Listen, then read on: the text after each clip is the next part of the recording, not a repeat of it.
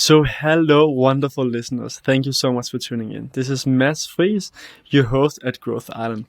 And today I'm going to share a bit about what I learned from interviewing some of these guests and actually try to implement it afterwards. And the first that I'm going to bring up is Martin Kremmer. Martin Kremmer is one of the leading biohackers in Denmark. And we talked about how to avoid getting jet lag.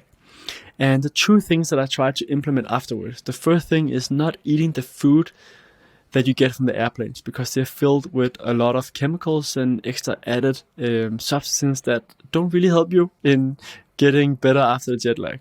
The other thing is using earplugs when you actually arrive to a hotel, so you really get that first night of sleep. And then it's grounding, earthing quite fast after you land.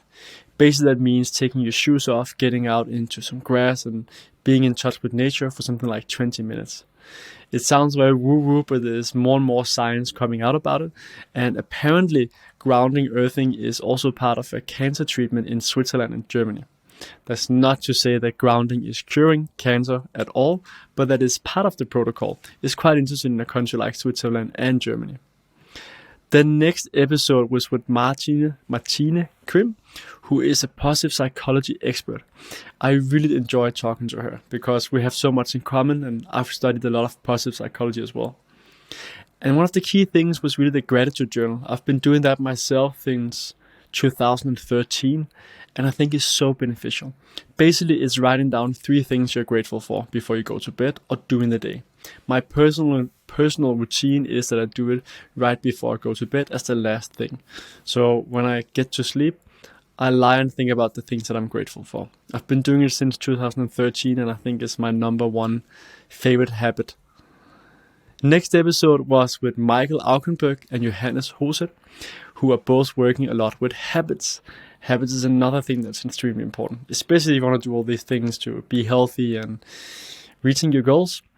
And the thing that I took away and really tried to implement is the stop up and notice. So if you have a habit of taking up your phone and potentially going to Instagram, so kind of stop and notice what is happening when you pick up your phone. For example, for me, is that when I have a really hard work task and I'm like a bit overwhelmed, do I then pick up my phone and look at Instagram? Or when is it? Is it when I want some dark chocolate? Is that a good or a bad habit? When is that happening? So I've tried to implement that, and that made me a bit more aware of my habits at least.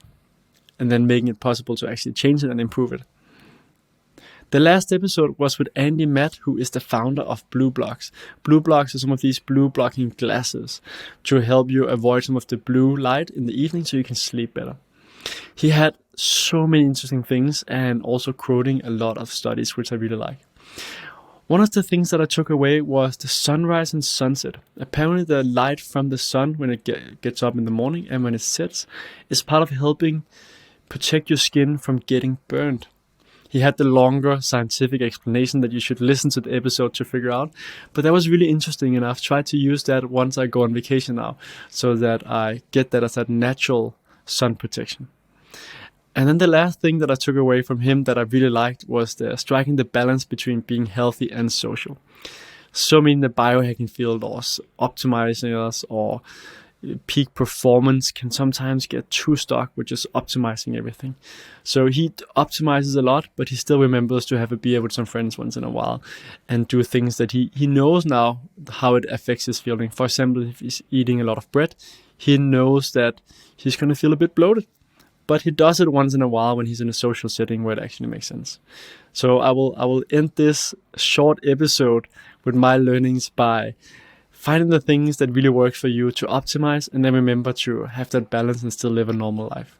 So thank you so much for listening again.